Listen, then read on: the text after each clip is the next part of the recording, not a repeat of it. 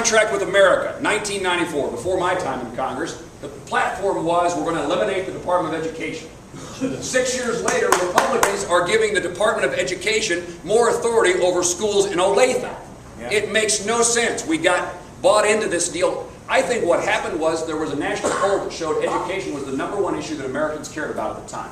So the political mentality is, oh my gosh, let's pass an education bill so we can come home and tell all of you how pro-education we are. I think the idea of the Medicare Modernization Act was Republicans were trying to figure out how do we get senior citizens to vote for us. We'll give them something. It's that mentality of re-election of politics.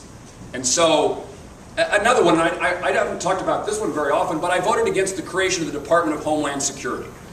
And it's 189,000 people put in one department as if that's going to make us safe. Has a bureaucracy ever done anything to protect the lives of Americans? Or has it intruded upon the freedoms and liberties of Americans and get caught in the system? It's just that I think that it's easy when you ask about, how do you study the bills and, who do you pay attention to and who advises you? I think there's a herd mentality in so much of what we do, and if everybody's for it, it must be an okay thing. Well, fortunately, Kansans think differently. Maybe they think like they do in South Carolina.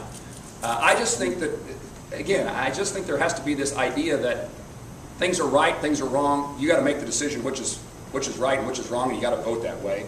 And you can't let the pressures of Washington, D.C. Twist you every time you're uncertain. And so I appreciate the question, Mike. And I also noticed while I was looking around the audience, Senator Brownlee is here. And I appreciate Karen's presence as well. Karen is one of my co-chairmen for my campaign here in Johnson County, and I very much appreciate her help in this election process. I'm told we have time for one more question, and these are all voters of mine, Jim, so you pick which one we're going to take. This gentleman looks really anxious back here. So question. You have to go to Jerry's website and he'll answer them on the good. Yes, sir. Tommy, this is for both of you, and particularly for Congressman Moran, because he's talked about the way the Kansas legislature does business and they have to make decisions. They're only in session for 4 months. Has anybody ever thought of a constitutional amendment to limit Congress to be in session for 4 months? Obviously, you have. In my opinion, I'm for term limits, for example. I think the more we can make Congress a citizen legislature, the better we'll be. And we are there. And perhaps it's fortunate because what we're doing at the moment, because the House has passed all these outrageous pieces of legislation, we are naming post offices throughout the week. Our legislative agenda is naming a post office after somebody. And maybe there's nothing wrong with that, other than you're paying Congress to meet. I guess while we wait for the Senate for the other shoe to drop on these pieces of legislation. So a shorter legislature, a citizen Congress, all those things would make sense and would save money. And part of the problem is when you're in Washington, D.C., you sit around and dream up things to do, bills to pass, ideas to promote. I'm going to violate my own law and say, yes, sir, last question. Last question. You've spoken eloquently. Oh, my. About this business of power, corruption that's going on in our legislation back east. And I've heard you speak of several things, all which come back to that as a basic problem. And the idea of term limits is a great idea. But there's another thing that might be of some benefit.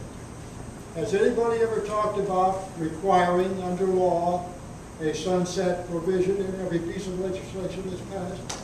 Yes. Good idea. The House has passed legislation that requires the sunset of a long list of government agencies, bureaucracies, and offices, but it never gets very far. And we had sunset legislation when I was in the legislature, but it became almost a pro forma thing. You just knew that you're going to renew the Department of Revenue. And so if we put that position, I think that makes a lot of sense. If we put it in place, we need to take it very seriously. You can't start with the assumption that every agency, bureau, and office deserves to be reauthorized. So, good point. You all have been very, very kind. I always try to have my mother in the audience whenever I have an uncertain constituent. It's hard to be mean to a guy who's got his 93-year-old mother with him. That's right. But she's not here today, but you all were good, and I appreciate that very much. If you would once again thank Jim DeMint for his leadership. Thank you, Senator. Thank you. Thank you.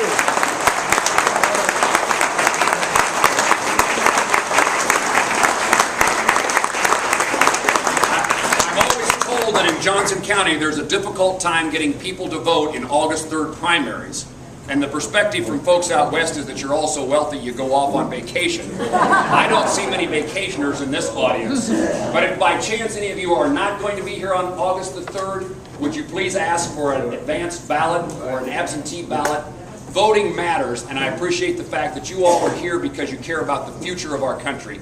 It's a noble purpose. And we have a responsibility as Americans to make sure what we have today is here for the next generation of our country. Thank you all very much. Thank you.